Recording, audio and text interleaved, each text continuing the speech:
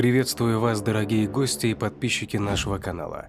Для всех любителей криминальных историй наш психологический проект «Про нас» предлагает вашему вниманию криминальные истории с участием нарциссов и психопатов, совершенные против членов своей семьи. Как вовремя распознать этих потенциальных преступников, скрывающихся под маской социально благополучных личностей? Чтобы не стать жертвой этих смертельно опасных людей, мы рассказываем на нашем основном канале «Про нас», ссылку на который я дам внизу под этим видео. Также прошу вас не забыть подписаться на наш канал и не забыть поставить лайк авансом, так как это позволяет нам снимать чаще и более качественные видео для вас.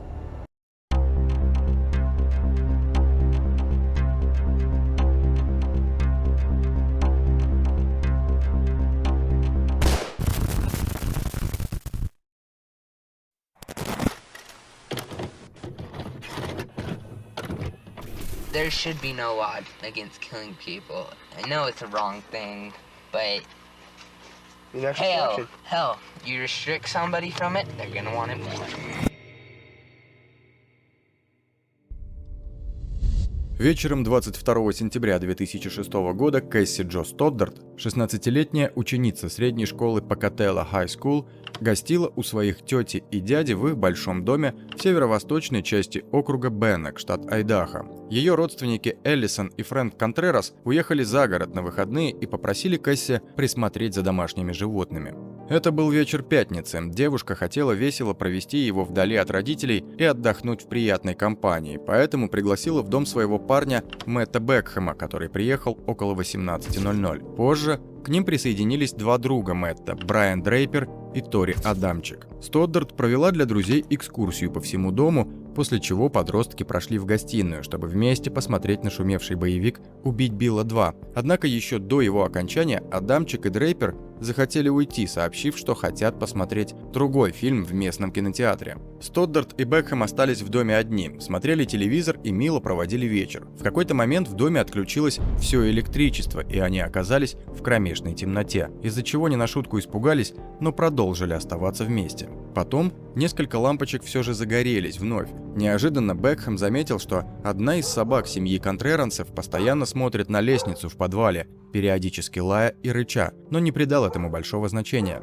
Видя, что его девушке страшно, Мэтт позвонил своей матери и спросил, может ли он остаться на ночь в доме, чтобы успокоить ее, но женщина отказала ему в этой идее. Вместо этого она предложила ребятам приехать к ним домой и вместе переночевать, а на следующее утро она могла бы привезти Кэсси обратно. В свою очередь, школьница посчитала, что все же обязана остаться у тети и дяди, поскольку обещала им ухаживать за животными. Примерно в 22:30 за Мэттом приехала его мать. Он позвонил по телефону своему другу Адамчику, чтобы узнать, где он и Дрейпер находятся, чтобы приехать к ним. По словам парня, он едва слышал Адамчика, который говорил шепотом, вероятно, потому что уже находился на сеансе в кинотеатре. Тем временем Кэсси проводила остаток вечера одна в доме, где все еще были проблемы с электричеством. Убийство Кэсси Джо Стоддарт. В воскресенье 24 сентября 2006 года ее дядя и тетя вернулись домой. Зайдя внутрь, они в ужасе обнаружили изрезанное тело своей племянницы, на котором насчитывалось более 30 ножевых ранений, лежащее в огромной луже крови.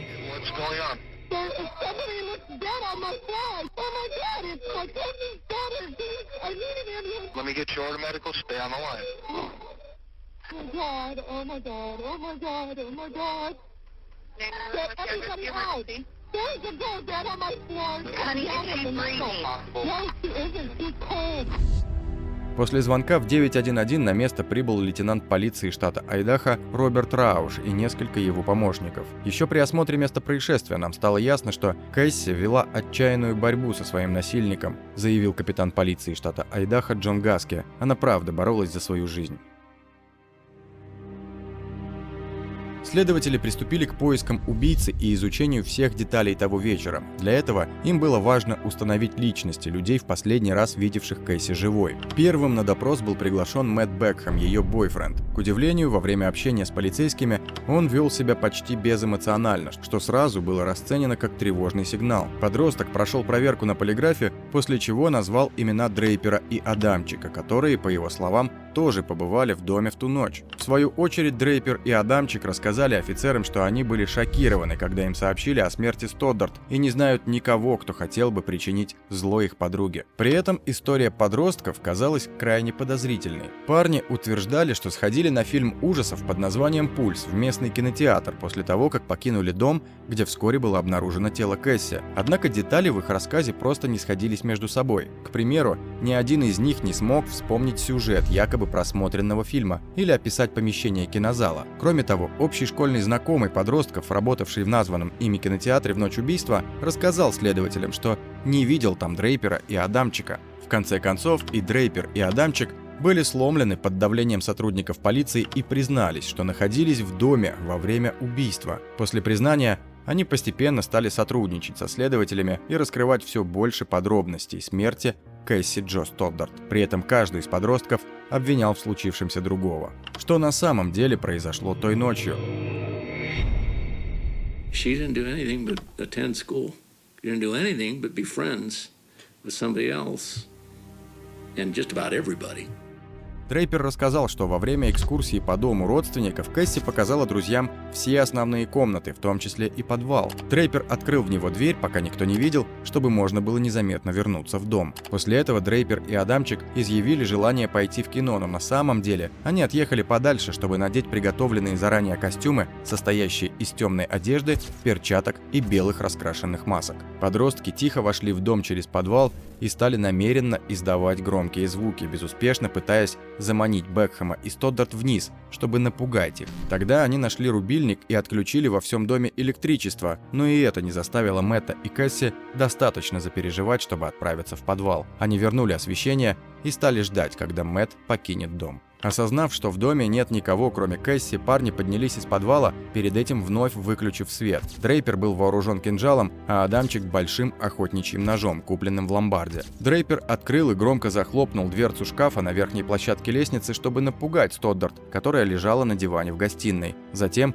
подростки жестоко напали на беззащитную и напуганную жертву, нанеся ей около 30 ножевых ранений, 12 из которых попали в сердце. Каждое могло быть смертельным.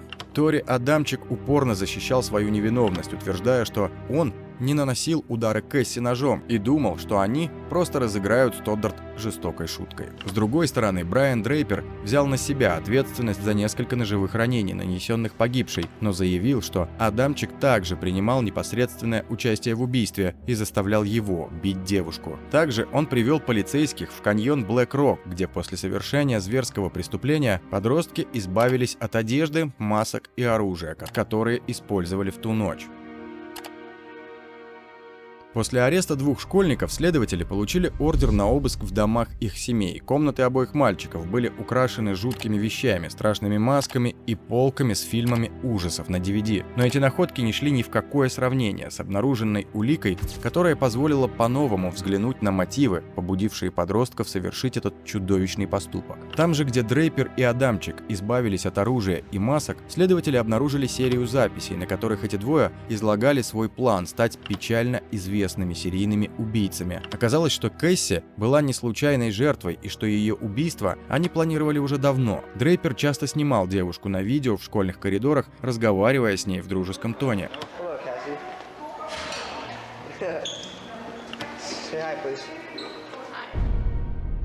В других же сценах подростки прогуливали уроки, чтобы продумать и организовать жестокую расправу над невинной Стоддарт. Вместе они обсуждали этичность убийства в целом и размышляли, почему, если сделать акт убийства незаконным, запретным, то люди еще больше захотят его совершить. There should be no law against killing people. I know it's a wrong thing, but hell, you restrict somebody from it, they're gonna want it more. Кроме того, на последнем сохранившемся видео была записана реакция Дрейпера и Адамчика на только что совершенное ими преступление. Just killed Cassie. We just left her house. This is not a fucking joke. I stabbed her in the throat and I saw her lifeless body just disappear. Dude, I just killed Cassie. Подражание крику. «Мы больные психопаты, которые получают удовольствие от убийства других людей», заявлял один из подростков на обнаруженных видеофайлах. «Мы хотим быть такими же, как в фильме «Крик».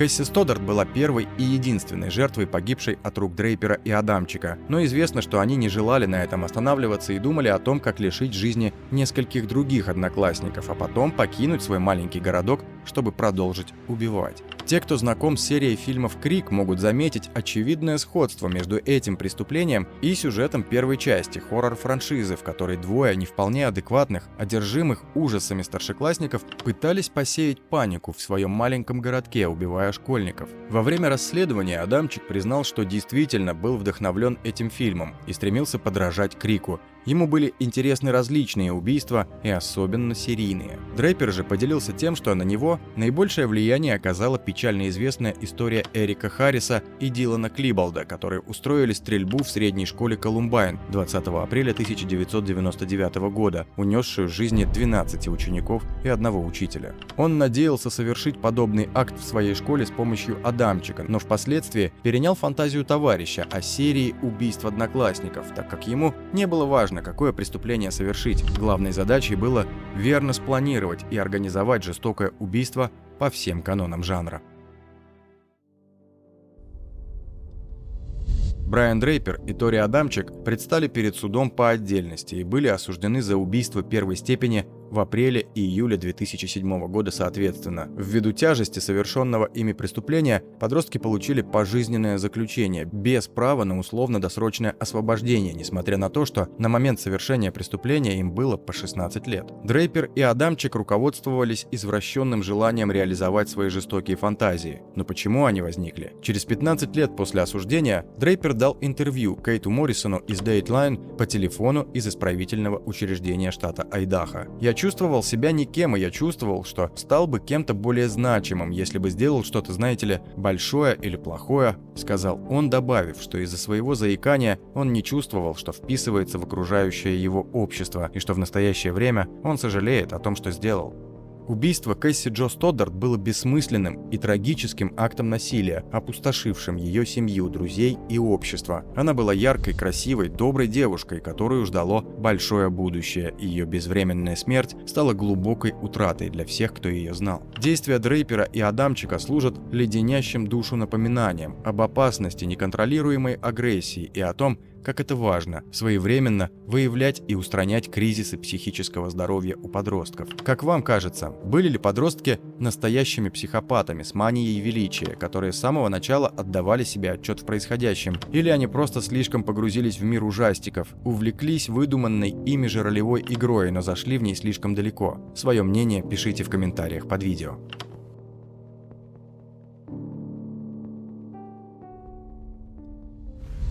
Кто эти страшные люди, совершающие немыслимые преступления, и как вовремя определить, что человек, с которым вы общаетесь, нарцисс или психопат? Как сохранить себе жизнь, когда вам стало понятно, что вы находитесь рядом с такой патологической личностью? Смотрите информацию на нашем основном канале, ссылка на который стоит под этим видео. Прошу вас не забыть поставить лайк за нашу работу и подписаться на наш канал, чтобы не пропустить новые истории о чудовищных преступлениях, совершенных нарциссами и психопатами. Подписывайтесь также на наш телеграм-канал, ссылка на который указана ниже. Там мы ежедневно публикуем информацию о новых преступлениях психопатов. Если есть интерес к резонансным преступлениям известных людей и звезд шоу-бизнеса, подписывайтесь на наш второй канал, ссылка на который будет указана ниже.